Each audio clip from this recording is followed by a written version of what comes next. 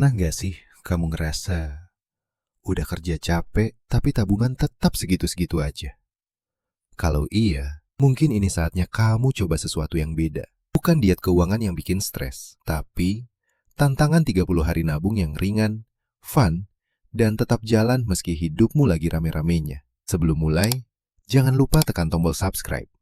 Karena satu klik, kamu bisa bantu channel ini semakin berkembang. Bagian 1. Kenapa 30 hari? Ada alasan kenapa kita pilih angka 30 hari. Otak kita suka sesuatu yang punya batasan waktu.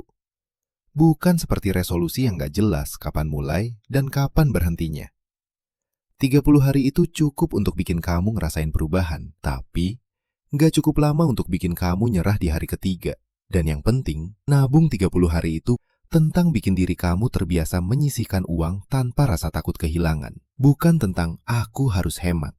Tapi, aku mau punya kontrol. Ini adalah perjalanan mengubah diri sendiri. Pelan-pelan, tapi pasti. Part 2. Hari 1 sampai hari 5. Kenalan sama pola pengeluaran. Di 5 hari pertama, kamu belum harus nabung besamu, cuma perlu satu hal. Sadar kemana aja uangmu pergi. Hari 1, kamu catat semua pengeluaran hari itu. Hari 2 sampai 5, kamu catat terus tanpa ngubah apapun. Kenapa? Karena sebelum kita belajar menyisihkan, kita harus tahu dulu apa yang sebenarnya bikin boros. Mungkin kamu bakal kaget. Bukan makan siang yang bikin boros, tapi kopi kecil yang kamu beli tanpa mikir. Atau ongkir yang sebenarnya bisa kamu hemat kalau belanja sekalian. Kalau kamu sudah sadar pola, otakmu lebih gampang menerima perubahan kecil di hari-hari berikutnya. Part 3. Hari 6 sampai 10. Tantangan 10.000 sehari. Mulai hari ke-6, kita mulai masuk ke tantangan benerannya. Tantangannya sederhana, simpan Rp10.000 per hari. Kenapa kecil? Karena rasa berhasil jauh lebih penting daripada angka besar yang bikin kamu menyerah.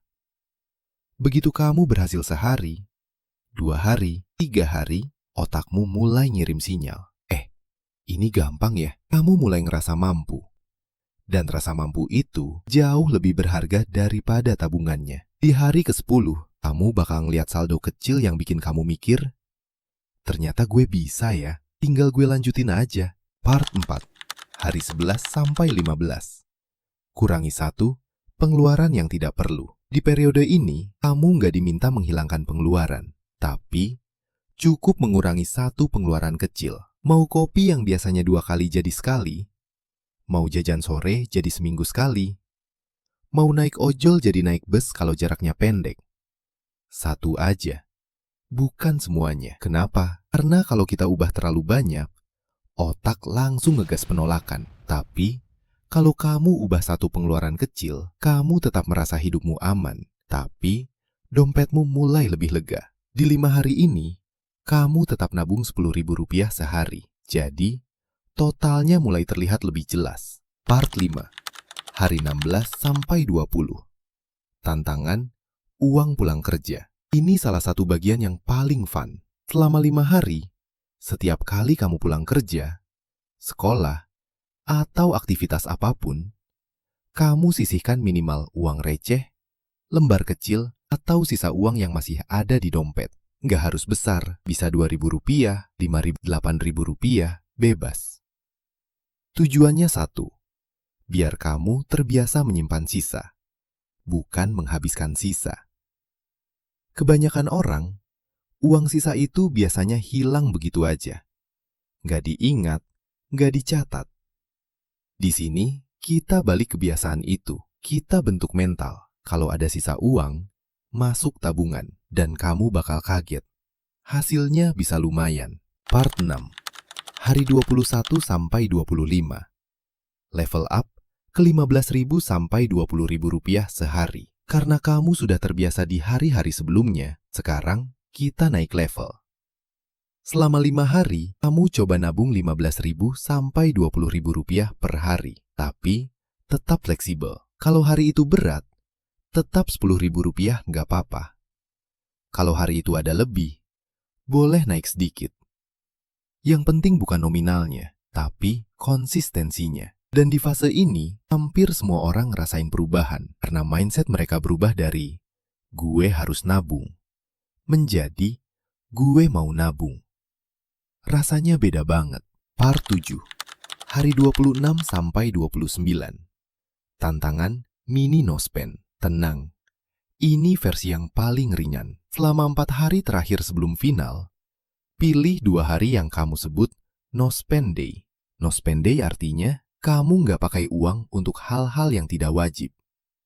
Makan tetap, transport tetap, hidup tetap aman. Tapi jajan, kopi, camilan, random shopping, istirahat dulu.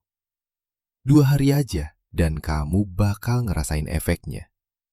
Karena di 2 hari itu kamu sadar. Ternyata banyak pengeluaran kecil yang bisa kamu tunda tanpa bikin hidup sengsara. Dan setiap rupiah yang tidak kamu pakai, kamu masukkan ke tabungan tantangan 30 hari. Part 8. Hari ke-30. Evaluasi dan hadiah untuk diri sendiri. Hari terakhir ini bukan soal nabung, tapi soal menghargai diri. Coba kamu lihat berapa yang sudah kamu kumpulkan. Nominalnya mungkin berbeda-beda untuk setiap orang. Ada yang Rp300.000, ada yang Rp500.000, ada yang sampai Rp700.000. Tapi ingat, bukan nominalnya yang bikin kamu menang. Yang bikin kamu menang adalah disiplinnya. Dan di hari ke-30 ini, kasih hadiah kecil untuk diri kamu. Bukan hadiah mahal, cukup sesuatu yang bikin kamu senyum. Karena tantangan ini bukan tentang menahan diri mati-matian, tapi tentang membangun hubungan baru dengan uang. Hubungan yang sehat, santai, dan tidak bikin stres. Sekarang pertanyaannya, selama ini, kebiasaan apa yang paling sering bikin tabungan kamu bocor? Tulis pendapat kamu di kolom komentar di bawah. Aku tabur manfaat, sedikit ilmu, banyak manfaat.